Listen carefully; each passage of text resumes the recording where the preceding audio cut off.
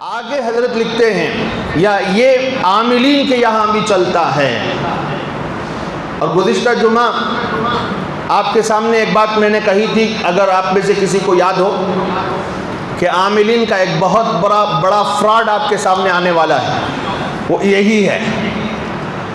یہ جو غیب کی باتیں بتانے کا چکر چل رہا ہے، چھوٹے چھوٹے بچوں کو بٹھانا، انجن کھلوانا، فال کھلوانا اور ان کے زبانی لوگوں کو سنوانا یا خود سن کر لوگوں کو سنانا اور بولنا کہ آپ کے ساتھ یوں ہونے والا ہے، یوں ہونے والا ہے، ایسا ہو رہا ہے، ویسا ہو رہا ہے، ماضی میں یہ ہوا تھا اور مستقبل میں یہ ہوگا. یہ جو غیب کی خبریں بتا رہا ہے عاملین کی دو قسمیں ہیں، عالم نہیں، عامل. سمجھ میں آ رہی ہے؟ عالم اور عامل میں فرق ہے. ایک صاحب فون کرتے ہیں، کہا کہ حضرت ہماری بچی کو جن آ گیا تو میں عامل نہ. فرق ہی نہیں معلوم ہے لوگوں کو. عالم اور عامل میں زمین و آسمان کا فرق ہے. عالم کس کو کہتے ہیں؟ قرآن و حدیث کے علوم کو جاننے والا، شریعت کے علوم کو جاننے والا، یہ عالم ہے.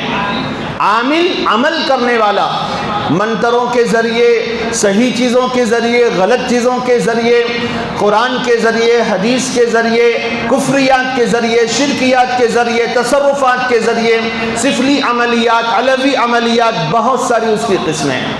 تو بنیادی دو قسمیں ہیں، علوی عملیات ہیں اور سفلی عملیات ہیں. علوی عملیات کرنے والا وہ قرآن و حدیث کے دائرے سے باہر نہیں جائے گا. کس کے دائرے سے؟ قرآن اور حدیث کے دائرے سے کبھی باہر نہیں جائے گا. اس کا ہر عمل اور اس کا ہر منتر یا تو قرآن کی آیت ہوگی یا پھر کوئی حدیث کا ٹکڑا ہوگا. وہ اس سرکل سے باہر بالکل نہیں جائے گا. یہ علوی عملیات ہیں.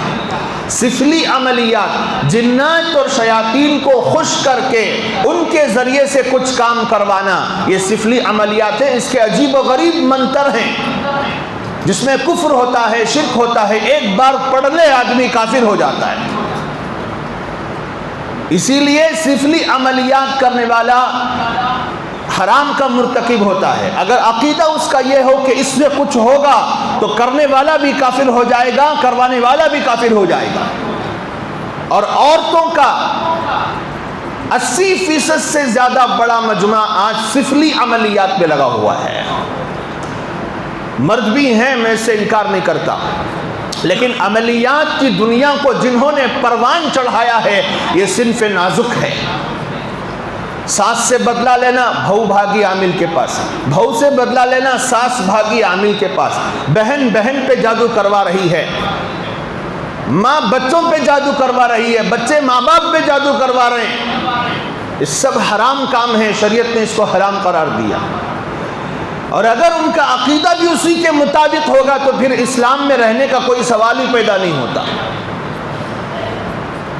بہرحال تو یہ جو سفلی عملیات ہوتے ہیں اس میں جنات اور شیاطین کی مدد لی جاتی ہے. سفلی عملیات کرنا بھی حرام ہے، کروانا بھی حرام ہے. اگرچہ کہ اس سے فائدہ نظر آئے، اگرچہ کہ اس سے فائدہ، اللہ نے ہر چیز میں اپنا اپنا اثر رکھا ہے. آپ چاقو اٹھائیے، کلنگڑا کاٹیے کٹے گا، ہاتھ کاٹیے کٹے گا، کنکڑی کاٹیے کٹے گی، گلا کاٹیے، چاقو تو اپنا اثر دکھا رہی ہے. اب لوگوں کو شبہ کہاں ہوتا ہے جب ہم کہتے ہیں کہ سفلی عملیات حرام ہے، نہیں کرنا چاہیے، منتروں کے ذریعے، کفریات کے ذریعے، شرکیات کے ذریعے یہ عملیات جائز نہیں ہیں، تو لوگ یہ سمجھتے ہیں کہ اس میں فائدہ ہو رہا ہے. کیا ہر فائدہ پہنچانے والی چیز جائز ہو جائے گی؟ ارے بولو بھائی، ہر فائدہ پہنچانے والی چیز، نفع دینے والی چیز، کام بنانے والی چیز حلال ہو جائے گی؟ یہ بات لوگ نہیں سمجھ رہے. تو سفلی عملیات میں چونکہ جلدی فائدہ نظر آتا ہے، اس لیے لوگ سفلی عملیات کے پیچھے اور عاملین کے پیچھے گھس رہے ہیں. تو سب سے پہلی بات تو یہ یاد رکھ لیجئے، عاملین دو قسم کے ہوتے ہیں. ایک وہ عامل ہوتا ہے جو قرآن اور حدیث سے ہٹ کر کوئی دوسرا تیسرا عمل نہیں کرتا.